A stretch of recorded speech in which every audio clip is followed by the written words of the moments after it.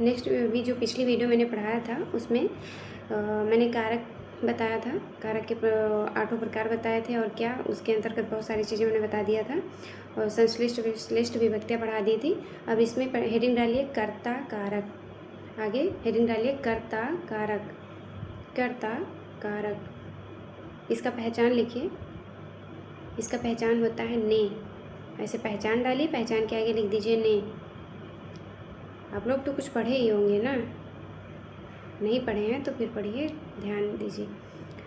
शब्द के जिस रूप से क्रिया के करने वाले का बोध होता है, शब्द के जिस रूप से क्रिया के करने वाले का बोध होता है उसे कर्ता कारक कहते हैं, उसे कर्ता कारक कहते हैं, उसे कर्ता कारक कहते हैं। जैसे राम, जैसे लिख लो, जैसे एग्जाम्पल में, जैसे राम ने पुस्तक पढ़ी, राम ने पुस्तक पढ़ी, राम ने पुस्तक पढ़ी। यहाँ पे कर्ता कौन है? राम। पुस्तक क्या है? कर्म है। पढ़ने का क्या किया? क्रिया है। ठीक। फिर आगे नेक्स्ट लिखो, राम ने रावण को बाण से मारा, राम ने रावण को बाण से मारा। रेणु सो रही है, रेणु सो रही है। उसने पत्र लिखा, उसने पत्र लिखा। नोट करके लिखो, नोट डालो।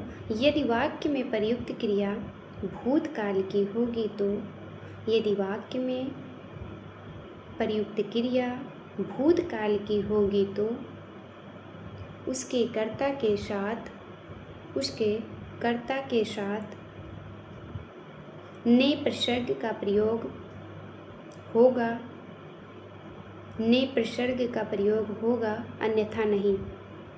ने प्रसर्ग का प्रयोग होता, अन्यथा नहीं। उम्मीद करते हैं समझ में आया होगा। ये समझ में आया नोट मैंने क्या लिखा है।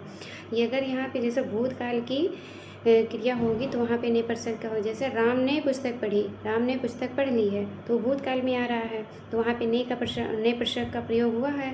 और जहाँ पे नहीं होगा वहाँ पे प्रयोग ने का नहीं होगा, नहीं तो हर जगह ने का प्रयोग करो, देख लो तो बस वहाँ कर्ता कारक समझ जाओ। समझ में आई?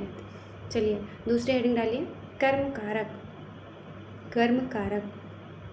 उसका पहचान लिख लीजिए को, उसी के आगे लिख लो को, परिभाषा लिखिए उसकी।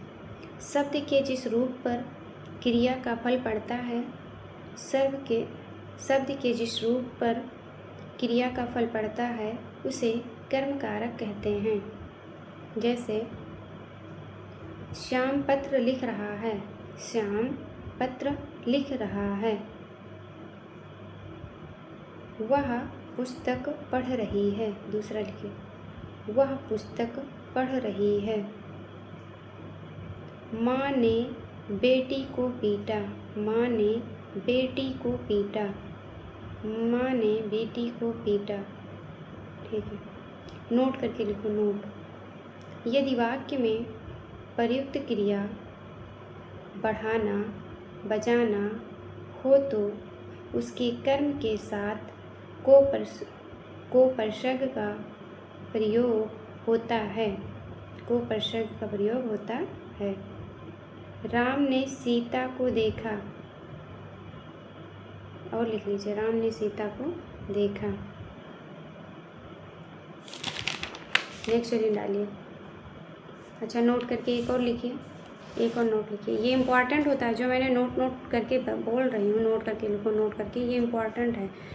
लिखिए, यदि वाक्य सजीव हो तो को का प्रयोग होगा, यदि वाक्य सजीव हो तो को का प्रयोग होगा, यदि निर्जीव होगा तो कर्म कारक को का प्रयोग नहीं होता, कर्म कारक को का प्रयोग नहीं होता।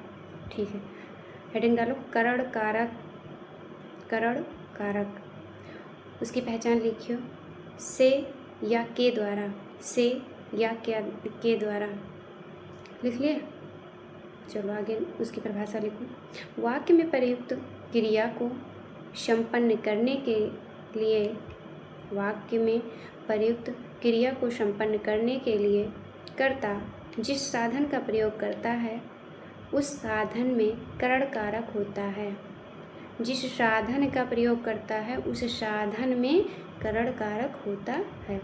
राम ने, जैसे लिखो, राम ने, जैसे जैसे लिखे, उसके आगे लिखो, राम ने बाण से रावण को मारा। इसमें कहाँ पे करण कारक का प्रयोग हो रहा है? साधन में। तो साधन किस चीज़ से मार रहा है? बाण से।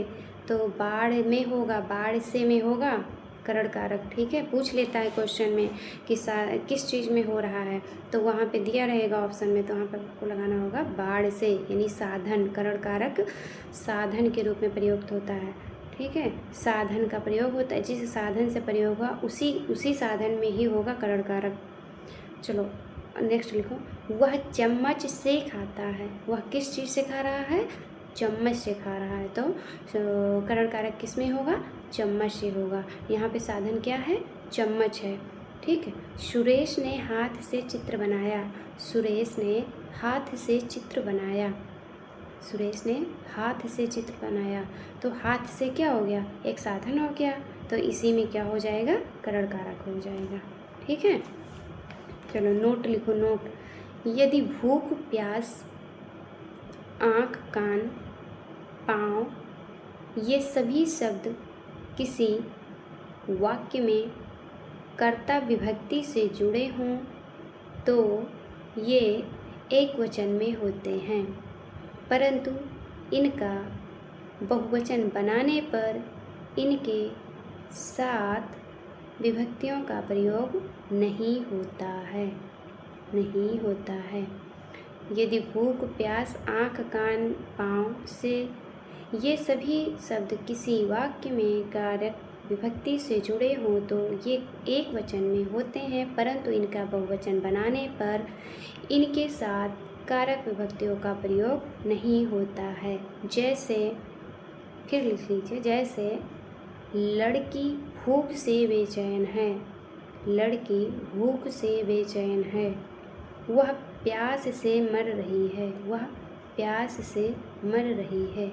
समझ में आया? चलो नेक्स्ट हेडिंग डालो, संप्रदान कारक। संप्रदान कारक, संप्रदान कारक हो गया। इसकी परिभाषा लिखिए, वह कारक है जिसका प्रयोग वाक्य में संज्ञा या सर्वनाम को दर्शाने के लिए किया जाता है, जिसके लिए कोई क्रिया की जाती है या कुछ दिया जाता है। जिसके लिए कोई क्रिया की जाती है या दिया जाता है, इसमें संप्रदान कारक होता है। उसमें संप्रदान कारक होता है। इसमें मुख्य रूप से को और के लिए विभक्ति चिन्हों का प्रयोग होता है। को और के लिए विभक्ति चिन्हों का प्रयोग होता है। इसका पहचान लिखिए। पहचान, वाक्य क्रिया के, चलो पहचान छोड़ दीजिए, पहचान तो समझ ही गए ना, को और के लिए दिया जाता है। फिर जैसे रमेश ने गरीब को कपड़े दिए। जैसे रमेश ने गरीब को कपड़े दिए। माँ बच्चे के लिए खिलौना लाई। माँ बच्चे के लिए खिलौना लाई। माँ बच्चे के लिए खिलौना लाई। 2 हो गया ना एग्जाम्पल। चलिए हम नेक्स्ट वीडियो में हम अपादान कारक पढ़ा रहे हैं। वीडियो बड़ी हो जाती है ना।